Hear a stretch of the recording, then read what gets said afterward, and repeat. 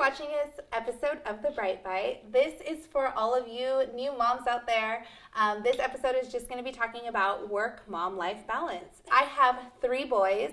It is even hard to do my makeup in the morning because I have so much going on, but I'm really excited to share with you kind of my tips on how to have a really good work-mom-life balance. Tip number 1 is to always plan ahead.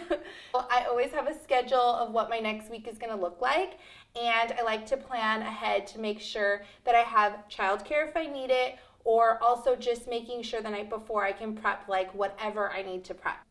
I have this YouTube channel that I film. I cluster film to help make sure that I can, edit the videos and get them every week to you guys.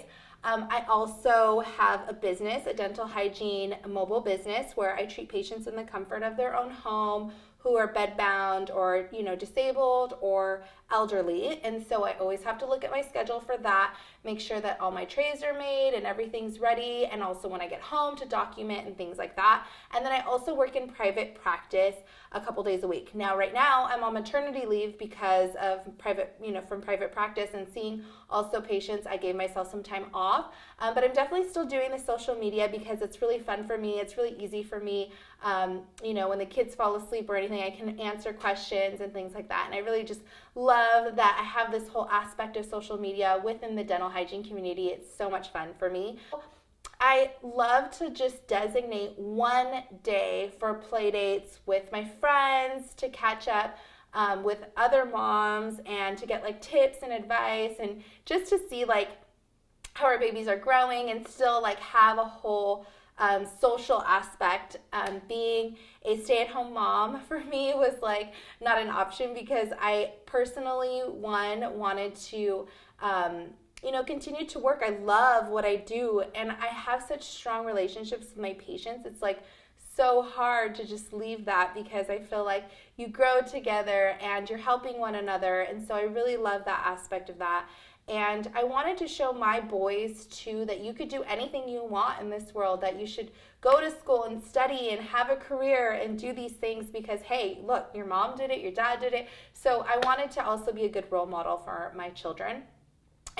But I wanted to have that balance where I still have like a lot of time with them. And so I always make them my priority. Like priority number 1 is that I'm a mom.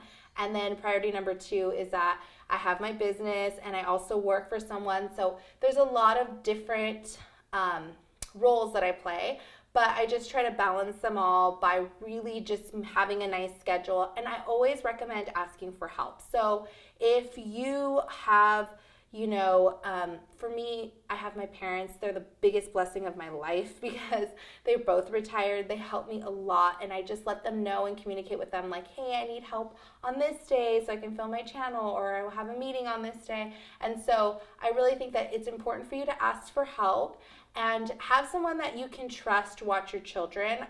Definitely that makes me not stress about them so much because I know they're in good hands. They're in the hands of their family. My in-laws are wonderful. They help a lot. I also communicate with them and let them know if I have like a doctor's appointment and if they can pick up one of my child, the 4-year-old, he's in preschool half day. So that helps a lot. And then my second child, that's 2, he's going to be going into preschool soon. So I'm trying to cherish those moments of him being home all the time still. And then he's going to start school, and then it's just so different. But with the new guy, too, it's really important to balance, especially like sleeping. I'm blessed because I have my new baby, and he's pretty good. I definitely wanted to just give you guys an insight on how it is possible to do a million things, to get them done, to get your makeup done and your groceries done. I just make sure I have it on a planner, and I constantly am like a Bible to that planner. I write it down. I know everybody uses their phone now, but I like to have a tangible, like I could see my whole month and I can give myself some breathe days to just like not have something planned, so that way I can like catch up on house chores or things like that. And I will be honest, I have someone that helps me clean my house, and like I ask for help, if I need to. I have somebody who is a really amazing nanny, and she's like a distant aunt, and she's like another blessing to me. And so I think that it's really important, like if you need help, ask for help.